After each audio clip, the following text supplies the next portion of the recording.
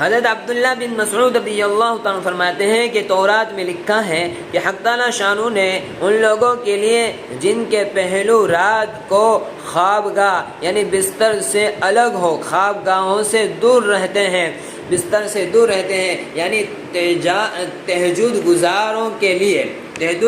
تہجد گزاروں کے لیے جو تہجد پڑھتے ہیں ان کے لیے وہ چیزیں تیار کر رکھی ہے جن کو نہ کسی آنکھ نے دیکھا، نہ کان نے سنا، نہ کسی آدمی کے دل پر ان کا خیال گزرا، نہ ان کو کوئی مقرب فرشتہ جانتا ہے، نہ کوئی نبی رسول جانتا ہے،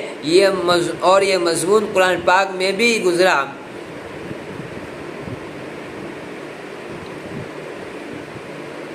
یہ مضمون قرآن پاک میں بھی ہے، فَلَا تَعْلَمُ نَفْسٌ مَّا أُخْفِيَ لَهُم مِّن قُرَّةِ أَعْيُنٍ،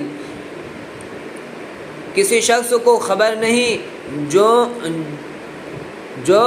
آنکھوں کی ٹھنڈک کا سامان ایسے لوگوں کے لیے خزانہ غیب میں موجود ہے۔ اس کے بعد اس لڑکے نے کہا، حق تعالیٰ شانو نے قسم کھا کر فرمایا ہے کہ جو بھی دنیا سے اس طرح نکل آئے جیسا میں نکل آیا، اس کے لیے یہی اعزاز و اکرام ہے جو میرے لیے ہوئے۔ صاحب روز کہتے ہیں کہ یہ سارا قصہ مجھے اور طریق سے بھی پہنچا، اس میں یہ بھی ہے کہ کسی شخص نے ہارون رشید سے اس لڑکے کے متعلق سوال کیا تو انہوں نے بتایا کہ میرے بادشاہ ہونے سے پہلے یہ لڑکا پیدا ہوا تھا، بہت اچھی تربیت پائی تھی، قرآن پاک بھی پڑھا تھا اور علوم بھی پڑھتے تھے۔ جب میں بادشاہ بن گیا تو یہ مجھے چھوڑ کر چلا گیا تھا، میری دنیا سے اس نے کوئی راحت نہ اٹھائی۔ چلتے وقت میں نے ہی ان کی ماں سے کہا تھا کہ اس کو یہ انگوٹھی دے دے، اس انگوٹھی کا یاقوت بہت زیادہ قیمتی تھا مگر اس کو بھی کام میں نہ لایا، مرتے وقت واپس کر گیا۔ یہ لڑکا اپنی والدہ کا بڑا فرما بردار تھا، جس باپ کی دنیا داری سے یہ صاحب زادہ یہ لڑکا رنجیدہ ہو کر گیا ہے، یعنی ہارون رشید رحمۃ اللہ بہت نیک دل بادشاہوں میں ان کا شمار ہے۔ دولت اور ثروت، مال و دولت کے ساتھ لغزشیں تو ہو ہی جاتی ہے، لیکن ان کے دینی کارنامے تاریخ کی کتابوں میں کثرت سے موجود ہیں۔ بادشاہت کے زمانے میں 100 رکعت نفل روزانہ پڑھنے کا معمول مرتے وقت تک رہا، اور اپنے ذاتی مال سے 1000 درہم روزانہ صدقہ کیا کرتے تھے، 1 سال حج کیا کرتے اور 1 سال جہاد میں شرکت کرتے۔ جس سال خود حج کو جاتے اپنے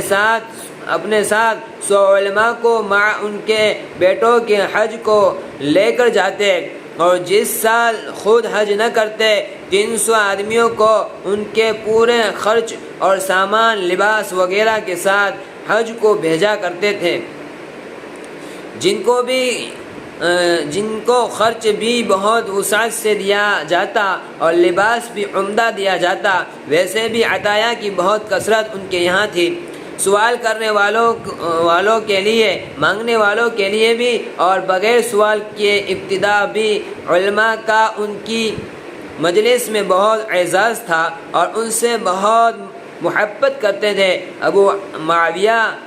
زریری رحم اللہ مشہور محدث نابینا نے ایک مرتبہ ان کے ساتھ کھانا کھایا، کھانے کے بعد خود ہارون رشید نے ان کے ہاتھ دھلائے اور یہ کہا کہ علم کے اعجاز میں نے دھلایا ہے۔ ایک مرتبہ ابو معاویہ رحم اللہ نے حضور اقدس صلی اللہ علیہ وسلم کی حدیث جس میں حضرت آدم علیہ السلام اور حضرت موسیٰ علیہ السلام کے مناظرے کا ذکر تھا بیان کی۔ ایک شخص نے کہہ دیا کہ ان دونوں حضرات کی ملاقات کہاں ہوئی؟ تو بادشاہ کو غصہ آ گیا اور کہا میری تلوار لاؤ۔